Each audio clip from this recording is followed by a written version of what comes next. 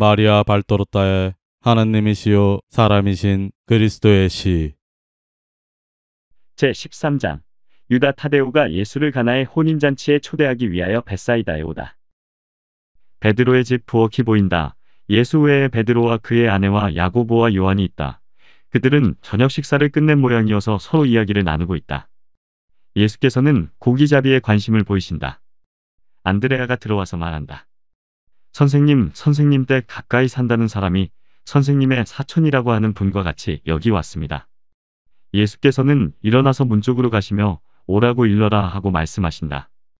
그리고 기름등 잔과 화덕의 불빛으로 유다 타데오가 들어오는 것을 보시고는 아니, 유다 형이 예수야 나다 그러면서 그들은 서로 입맞춤을 한다. 유다 타데오는 남성미의 절정에 있는 미남자이다.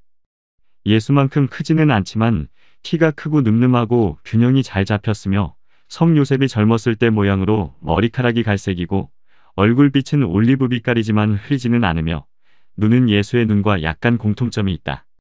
파란 빛깔을 띄었기 때문이다. 그러나 거의 연보라빛이다.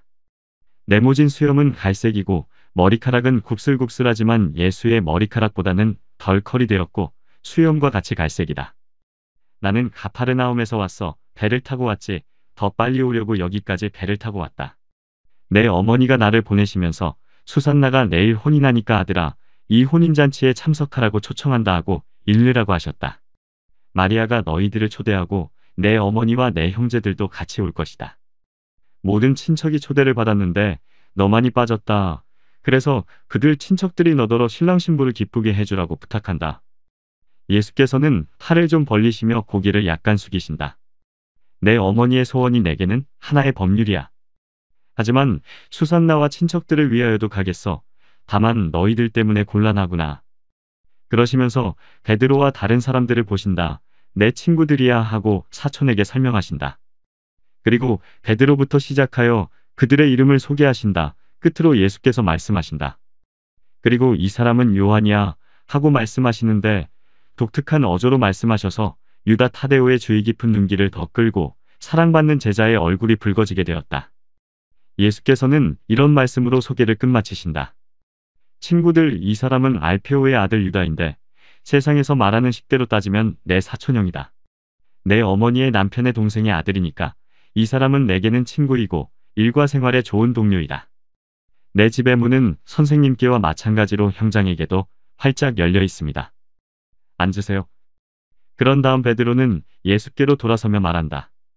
그러면 저희들은 선생님을 모시고 예루살렘에 가지 못하겠군요. 왜 못 가? 간다. 나는 혼인잔치가 끝난 다음에 가겠다. 다만 나자렛에는 들르지 않겠다. 예수야, 그게 좋다. 내 어머니가 며칠째 내 집에 묵고 계시니까 이렇게 합의가 되면 내 어머니도 혼인잔치 후에 가실 것이다.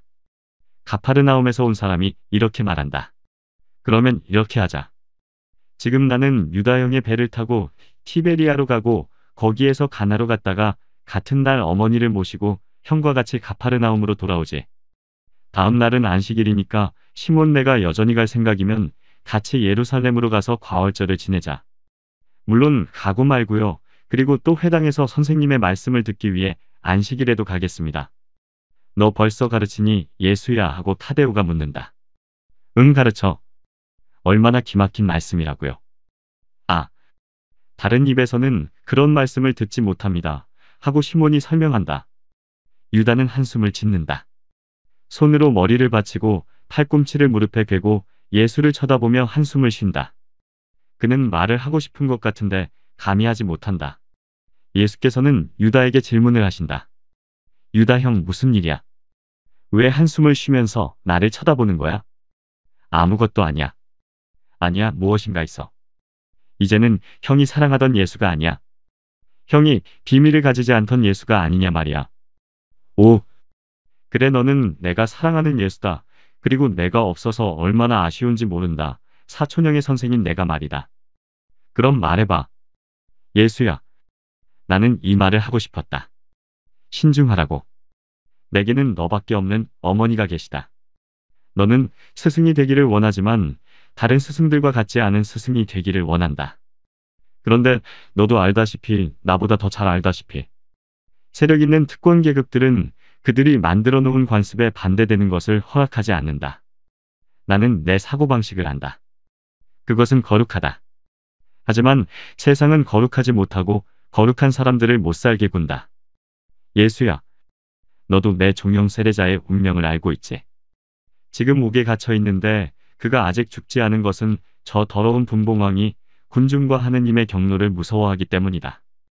더럽고 미신을 믿고 동시에 잔인하고 방탕한 저 분봉왕이. 너는 어떻게 하겠니? 어떤 운명을 향해서 가려고 하는 거냐? 유다 형, 내 생각을 그렇게도 썩 잘 알고 있는 형이 그것을 내게 물어보는 거야. 이 말이 형에게서 오는 거야. 아니야, 거짓말을 하지 마라. 내게 그런 말을 하라고 형을 보냈지. 내 어머니는 아니야. 분명히.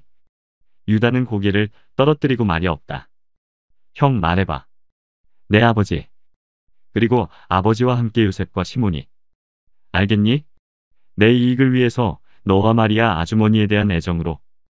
그이들은 내가 하려고 하는 일을 좋게 보지 않고. 그래서 내가 어머니를 생각했으면 하고 있다. 그럼 형은 어떻게 생각하고 있어? 나는, 형은 하늘의 목소리와 땅의 목소리 사이에서 몸부림치고 있어. 나는 천한 세상의 목소리라고 생각하지 않고 땅의 목소리라고 했어. 야고보도 그래.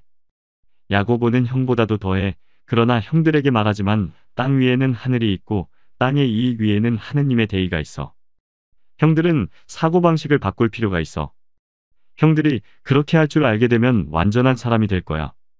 그렇지만 내 어머니는? 유다 형, 이 세상의 지식에 따른 아들로서의 내 의무를 일깨워줄 권리를 가진 분. 즉, 어머니께 물질적으로 필요한 것을 마련해드리기 위하여 일할 내 의무, 어머니 곁에 남아있으면서 어머니를 도와드리고 위안해 드려야 하는 내 의무를 일깨워줄 권리를 가진 분은 어머니밖에 없어. 그런데 어머니는 이 모든 것에서 아무것도 노하지 않으셔. 나를 얻으신 때부터 어머니는 가정 환경의 차원보다 더 넓은 차원에서 나를 다시 찾아 얻기 위하여 나를 잃어야 한다는 것을 아시고 그 순간부터 거기에 대한 마음의 준비를 하셨어. 어머니의 가문에서는 하느님께 바치는 이 절대적인 의지가 새로운 것이 아니야. 할머니는 어머니가 빛을 보고 미소 짓기 전에 성전에서 들이셨어. 어머니는 기나긴 겨울밤이나 별들이 총총 박힌 맑은 여름밤에 나를 가슴에 껴안으실 때 당신의 거룩한 어린 시절 이야기를 수없이 많이 해주셨어. 어머니는 이 세상에 태어나신 시초에서부터 당신을 하느님께 바치셨어. 그리고 그보다 더한 것은 어머니가 나를 얻으셨을 때 내가 있는 곳에, 즉 하느님에게서 오는 내 사명을 다하는 길에 있기 위하여 당신을 바치셨어. 모든 사람이 나를 버리는 시간이 있을 거야.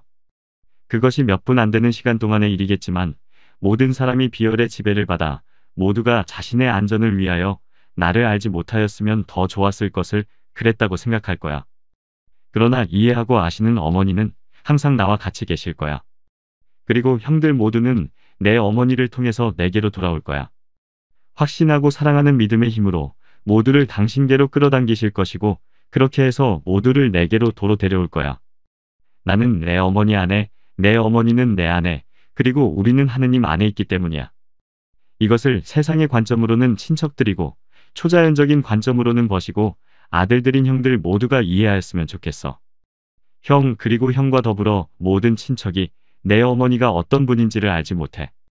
그것을 알고 있으면 어머니가 나를 당신에게로 예속한 채로 붙잡아 두지 못했다고 마음속으로 비탄을 하지 않고 오히려 내 어머니를 하느님과 가장 가까운 친구로 영원하신 아버지와 당신의 사랑하는 아들에 대하여 무엇이든지 할 수 있는 유력자로 떠받들 거야. 나는 가나에 꼭 갈 거야. 나는 어머니를 기쁘게 해드리고 싶어. 그 시간 이후에는 형들이 더 잘 이해할 거야. 예수께서는 위엄이 있고 설득력이 있다. 유다는 예수를 주의 깊게 바라보고 곰곰이 생각하다가 말한다. 나도 내가 받아들이면 꼭 너와 같이 모두들 있는 대로 가겠다. 내가 옳은 말을 한다고 생각하기 때문이다. 내 무분별과 내 형제들의 무분별을 용서해라. 너는 우리들보다 정말이지 훨씬 더 거룩하다. 나는 나를 모르는 사람들에게는 원한을 가지고 있지 않아. 또 나를 미워하는 사람에 대하여도 원한을 가지고 있지 않아. 그러나 그들이 자기 자신에게 스스로 끼치는 해 때문에 고통을 느껴. 그 배낭에는 무엇이 있어? 내 어머니가 보내시는 옷이다. 내일은 큰 명절이라 내 어머니는 당신의 예수가 손님들과 조화되기 위해서는 이것이 필요할 것이라고 생각하시는 것이다. 어머니는 내게 이 옷을 만들어 주시려고 날마다 새벽부터 저녁 늦게까지 쉬지 않고 길쌈을 하셨다. 그렇지만 거두든 마치지 못하셨어. 아직 가장자리 술장식이 안 되었어. 내 어머니는 그것을 몹시 애석하게 여기신다. 그럴 필요 없어. 내가 입고 있는 옷을 그대로 입고 가고 그 옷은 예루살렘에서 입게 남겨두겠어. 성전이 혼인잔치보다는 훨씬 더 중요하니까. 내 어머니는 그것을 매우 기뻐하실 거다. 새벽에 가나 가는 길에 들어서시려면 하고 베드로가 말한다. 지금 곧 떠나셔야 합니다. 달이 뜨기 시작했고 도어는 순조로울 것입니다. 그러면 가자. 요하나 가자. 너는 데리고 가겠다. 시몬 베드로, 야고보, 안드레아 잘들 있어라. 너희들을 안식일 저녁 가파르나움에서 기다리겠다. 아주머니, 안녕히 계세요. 아주머니와 온 집안의 평화가 깃들기를 바랍니다. 예수께서는 유다와 요한과 같이 나오신다. 베드로는 호숫가에까지 따라 나와 배를 조작해서 떠나는 것을 돕는다. 그리고 환상이 끝난다. 예수의 말씀. 순서를 정리할 때가 되면 가나의 혼인잔치의 환상을 여기에 삽입하여라. 날짜를 적어두어라. 1944년 1월 16일.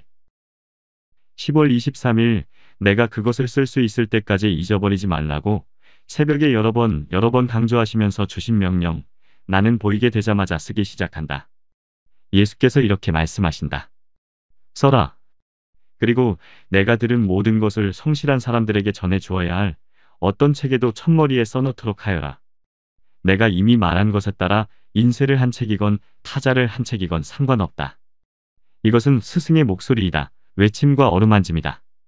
이 목소리가 회개하기를 원치 않는 사람들에게 말할 때에는 외침이 되고 비록 불완전하더라도 하느님과 그분의 말씀을 찾아내려는 착한 뜻을, 하느님과 그분의 말씀을 찾아낸 다음에는 자기를 거룩하게 하려는 착한 뜻을 가진 사람들에게 말할 때에는 어루만짐이 된다. 이 사람들에게는 말씀이 친구의 어루만짐이 되고 예수의 축복이 된다. 이 말씀을 어떤 책에도 첫머리에 넣어라. 그리고 더 안전하고 승인된 바리사이파 사람들과 사두가이파 사람들과 율법교사들과 박사들의 악의로 인하여 그 책들이 효과 없게 되지 않도록 항상 승인된 책들에는 내가 1943년 12월 7일에 내게 준 말로 된 기도문을 넣는 것이 좋을 것이다. 지금 당장은 이것으로 충분하다. 그리고 또 다시 오겠다. 제14장. 가나의 혼인잔치에 가신 예수. 가나의 혼인잔치. 집이 하나 보인다. 진짜 동방식 집이다. 높이보다는 바닥이 더 넓은 입방체의 집으로 창과 문이 많지 않고 위에는 지붕 노릇을 하는 옥상 정원이 있고 그 둘레에는 1m쯤 되는 낮은 담이 둘러쳐져 있고 그곳까지 기어 올라와서 해가 잘 비치는 옥상 정원 중간 너머까지 가지를 뻗치고 있는 포도덩굴을 올린 정자로 그늘이 져 있다. 바깥 계단이 정면을 따라서 정면 중간에 나 있는 문 높이까지 올라간다. 아래층에는 땅바닥과 가지런히 낮은 문이 드물게 각 측면에 둘 이상은 나 있지 않은데 그 문으로 낮고 어두컴컴한 방으로 들어가게 되어 있다. 집은 일종의 마당, 아니 오히려 잔디밭 가운데 서 있는데 그 잔디밭 한가운데에는 우물이 있다. 무화과나무와 사과나무들이 있다. 집은 도로의 면에 있으나 바로 길 옆에 있지는 않다. 조금 뒤로 들어와 있고 잔디밭에 나 있는 오솔길로 해서 길까지 나가게 되어 있는데 그 길은 주요한 길인 것 같다. 집은 가나의 변두리에 있는 것 같으며 그들의 얼마 안 되는 땅 가운데에서 사는 자장농의 집인 것 같다. 들파는 집 너머로 뻗어 있고 멀리 보이는 경치는 조용한 초록 공간을 이루고 있다. 날씨가 매우 맑고 파란 하늘에는 구름 한 점 없다. 처음에는 다른 것이 아무것도 보이지 않는다. 집은 쓸쓸하다. 그러다가 긴 옷과 베일로도 쓰이는 겉옷을 입은 두 여인이 보인다. 여인들은 한 길로 해서 오다가 오솔길로 들어선다. 더 나이 많은 50대의 여인은 가공하지 않은 양털로 짠 옷감으로 만든 것 같은 짙은 황갈색 옷을 입고 있다. 또 한 여인은 더 밝은 옷을 입고 있는데 옷은 연한 노란색이고 겉옷은 하늘빛깔이다. 이 여인은 35살쯤 되어 보인다. 이 여인은 매우 아름답고 날씬하며 대단히 친절하고 겸손하지만 매우 의젓한 몸가짐을 하고 있다. 이 여인이 더 가까이 왔을 때 나는 흰 얼굴과 파란 눈과 베일 밑으로 이마 위에 나타나는 금발을 알아보았다. 갈색 머리에 더 나이 먹은 또 한 여인은 누구인지 모르겠다. 여인들은 서로 이야기를 하고 마리아는 미소를 지으신다. 여인들이 집 아주 가까이 오자 틀림없이 손님들이 오는지 살펴볼 책임을 맡은 사람이 알린 모양이어서 모두 좋은 옷을 입은 남녀들이 나온다. 모두가 여인들을 반가이 맞이하는데 특히 지극히 거룩하신 마리아를 환영한다. 시간은 아침인 것 같다. 들판에는 아직 먼지가 앉지 않은 풀과 잔디가 이슬에 젖어 더 푸른 빛을 띠고 있는 신선한 이른 아침의 모습을 보이고 있으므로 아마 9시쯤 된 것 같다. 풀밭에 풀이 여름의 뜨거운 햇볕으로 시들지 않았고 밭에는 밀대가 이삭이 패지 않은 채 새파란 채로 있는 것으로 보아 계절은 봄인 것 같다. 무화과나무와 사과나무 잎은 아직 연한 초록색이지만 사과나무에 꽃이 없고 사과나무에도 무화과나무에도 포도나무에도 열매가 보이지 않는다. 그것은 사과나무의 꽃이 벌써 얼마 전에 피었지만 열매들이 아직 작아서 보이지 않기 때문이다. 마리아는 대단히 환영받고 집주인인 듯한 나이 많은 남자의 호의를 받으며 바깥 계단으로 해서 올라가 큰 방으로 들어가신다. 그 방은 2층 전부 또는 대부분을 차지하고 있는 것 같다. 내 생각으로는 아래층 방들은 사람이 쓰는 방과 식량 저장실, 광, 포도주와 식료품 넣어두는 방 따위이고 2층은 특별한 경우에 쓰는 방인 것 같다. 특별한 잔치라든지 자리를 많이 차지하는 일이라든지 농산물을 넣어둔다든지 하는 데 쓰이는 것 같다. 잔치를 할 때에는 물건들을 치우고 오늘과 같이 푸른 나무가지와 돗자리와 음식을 차려놓은 식탁 따위로 꾸민다. 한가운데에는 대단히 잘 차려놓은 식탁이 하나 있는데 그 위에는 벌써 손잡이 달린 항아리들과 과일이 담긴 큰 접시들이 놓여 있다. 벽을 끼고 내 오른쪽으로는 음식을 차려놓은 또 다른 식탁이 하나 있다. 그러나 음식을 덜 풍부하게 차려놓았다. 내 오른쪽으로는 일종의 긴 탁자가 있고 그 위에는 치즈를 담은 큰 접시와 다른 음식을 담은 큰 접시들이 놓여 있는데 이 음식들은 꿀과 맛있는 것을 입힌 쿠키 같아 보인다. 방바닥에는 역시 내 왼쪽으로 다른 손잡이 달린 항아리들과 다소간 구리로 만든 물병 모양으로 생긴 큰 그릇 6개가 놓여 있는데 내가 보기에는 항아리 같다. 마리아는 모든 사람이 말하는 것을 친절하게 들으시고 나서 조용히 겉옷을 벗으시고 식탁 꾸미는 일의 끝마무리를 거들어 주신다. 마리아가 왔다 갔다 하면서 식탁을 정리하고 꽃장식들을 바로 세우고 과일 그릇들을 보기 좋게 가다듬고 등잔에 기름이 넉넉히 담기도록 보살피고 하시는 것이 보인다. 마리아는 미소를 지으시고 말씀을 별로 안 하시고 매우 작은 목소리로 말씀하신다. 반대로 사람들이 말하는 것을 많이 들으시는데 어떻게나 참을성 있게 들으시는지 모른다. 악기의 요란한 소리가 한 길에서 들려온다. 사실을 말하자면 별로 듣기 좋지 않은 소리. 마리아만 빼놓고 모든 사람이 밖으로 뛰어나간다. 성장을 한 신부가 친척들과 친구에 둘러싸여 제일 먼저 마중을 나간 신랑 곁에서 행복스럽게 들어오는 것이 보인다. 여기서 환상의 변화가 하나 생긴다. 집 대신에 어떤 동네가 보인다. 가나인지 또는 이웃 마을인지 모르겠다. 예수께서 요한과 또 한 사람과 같이 보이시는데 이 사람은 유다 타데오 같지만 이 사람은 내가 잘못 보았는지도 모른다. 요한만큼은 틀림없다. 예수께서는 흰옷을 입으셨고 겉은 짙은 하늘색이다. 음파 소리를 듣고 예수와 같이 있던 사람이 어떤 서민층의 사람에게 말을 물어보고 예수께 말씀드린다. 가서 내 어머니를 기쁘게 해드리자. 하고 예수께서 빙그레 웃으며 말씀하시고 일행 두 사람과 같이 집 쪽을 향하여 밭 가운데 난 길로 해서 걷기 시작하신다. 나는 마리아와 신랑의 부모가 속내 이야기를 많이 하는 것을 보았기 때문에 마리아가 그들의 친척이거나 매우 친한 친구이실 것이라는 느낌이 들었다는 것을 말하는 것을 잊었었다. 예수께서 이르시자 망보던 그 사람이 다른 사람들에게 알린다. 집주인이 아들인 신랑과 마리아와 동시에 내려와서 예수께 공손히 인사를 드린다. 집주인은 다른 두 사람에게도 인사를 하고 신랑도 그렇게 한다. 그러나 내 마음에 드는 것은 마리아가 아들에게 하시는 애정 담긴 존경이 가득한 인사이고 예수께서도 어머니께 하시는 같은 애정과 존경의 인사이다. 심정을 토로하는 말은 없다. 그러나 평화가 너와 함께 있기를 하는 인사말을 하시며 보내시는 그 눈길이란 그리고 100번 껴안고 입맞춤하는 것과 맞먹는 그 미소란 입맞춤이 마리아의 입술에서 떨리고 있다. 그러나 입맞춤을 하시지 않는다. 다만 그 하얀 손을 예수의 어깨에 얹으시고 그 긴 머리카락에 컬을 스치신다. 사랑하는 정숙한 여자의 애무이다. 예수께서는 어머니와 나란히 올라가시고 그 뒤에는 두 제자와 집주인이 따라 올라간다. 예수께서는 여자들이 기다리지 않던 손님들인 것 같아 보이는 세 사람을 위하여 의자와 식기를 더 갖다 놓느라고 분주한 응접실로 들어가신다. 예수께서 오시는 것이 확실하지 않았던 것 같고 동행 두 사람이 온 것은 전혀 뜻밖이었다.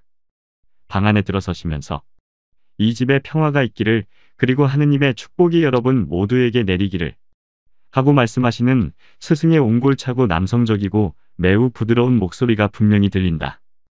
거기 있는 모든 사람에게 통틀어 하시는 지극히 위험 있는 인사말이다. 예수께서는 희와 용모로 모든 사람을 압도하신다. 그분은 손님이시고 그것도 뜻밖의 손님이시다. 그러나 신랑보다도 더 잔치의 주인공이신 것 같다. 겸손하시고 친절하시지만 그분은 존경의 마음을 일으키게 하신다. 예수께서는 신랑 신부와 신랑의 부모와 더 유력한 친구들과 같이 중앙 식탁에 자리 잡으신다. 두 제자에게도 스승께 대한 경의로 같은 식탁에 자리를 준다. 예수께서는 항아리들이 있는 벽을 등지고 계신다. 그러므로 그 항아리들을 보지 못하시고 긴 탁자들 곁에 있는 뚜껑문으로 해서 가져오는 구운 고기 요리를 만드느라고 주방장이 바삐 움직이고 있는 것도 보지 못하신다. 나는 한 가지 사실을 눈여겨본다. 신랑 신부의 어머니들과 마리아를 빼놓고는 아무 여자도 이 식탁에 앉아있지 않다는 사실이다. 여자들은 모두 벽 옆에 있는 식탁에 앉아있고 대단히 요란스럽다. 그 여자들에게는 신랑 신부와 귀빈들에게 음식을 가져간 다음에 음식을 갖다 준다. 예수께서는 집주인 옆에 그리고 신부 곁에 앉아 계시는 어머니와는 마주 앉아 계신다. 식사가 시작되었는데 정말이지 잘들 먹고 더구나 잘들 마신다. 두 사람은 음식을 별로 들지 않는다. 그것은 예수와 어머니시다. 어머니는 말씀도 별로 안 하신다. 예수께서는 말씀을 조금 더 많이 하신다. 그러나 말씀을 별로 안 하시면서도 말씀을 하실 때에는 얼굴을 찌푸리지도 않으시고 거만한 태도를 보이지도 않으신다. 예의 바르지만 입이 가볍지 않은 사람이시다. 질문을 받으시면 대답하시고 누가 말하는 것에 관심을 가지고 당신 의견을 말씀하신다. 그러나 그런 다음에는 곧 묵상의 습관이 된 사람같이 깊이 내성하신다. 예수께서는 미소하시지만 결코 소리내어 웃지는 않으신다. 지나치게 위험한 농담을 들으시면 못 들은 채 하신다. 마리아는 당신 아들 예수를 쳐다보는 것으로 음식을 대신하시고 식탁 끝에 앉아있는 요한도 스승의 입술에 매달려 있다시피 한다. 마리아는 하인들이 주방장과 무슨 말을 주고받으며 주방장이 난처해하는 것을 알아차리시고 무슨 언짢은 일이 있다는 것을 아신다. 얘야 하고 마리아는 부드럽게 불러 이 말로 예수의 주의를 끄신다. 얘야 포도주가 떨어졌단다. 어머니 앞으로는 어머니와 저 사이에 무슨 상관이 있겠습니까? 예수께서는 이 말씀을 하시면서 한층 더 상냥하게 미소하시고 마리아도 미소를 지으신다. 두 분은 다른 사람은 아무도 알지 못하는 그들만의 즐거운 비밀, 어떤 진실을 알고 있는 사람들과 같다. 마리아는 하인들에게 명령하신다. 이분이 하라고 하시는 대로 하게. 마리아는 아들의 미소 머금은 눈에서 모든 부름받은 사람들에게는 큰 교훈으로 가리워진 동의를 읽으셨다. 그러니까 예수께서는 하인들에게 명령하신다. 항아리들의 물을 가득 채우게.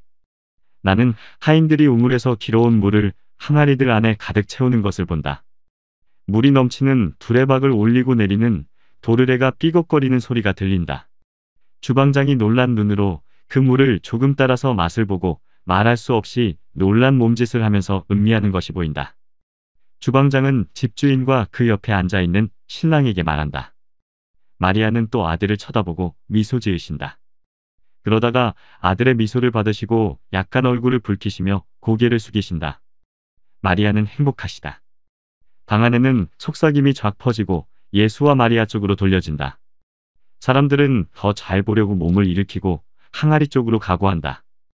한순간 침묵이 흐르다가 예수를 찬양하는 소리가 일제히 올라온다. 그러나 예수께서는 일어나셔서 다만 한마디 마리아에게 감사하시오 라고만 말씀하시고 식탁을 떠나신다. 그리고 문지방에서 다시 평화가 이 집에 있기를, 그리고 여러분에게 하느님의 축복이 내리기를 하고 되풀이하시고 어머니 안녕히 계세요 하고 덧붙이신다. 환상은 여기에서 끝난다.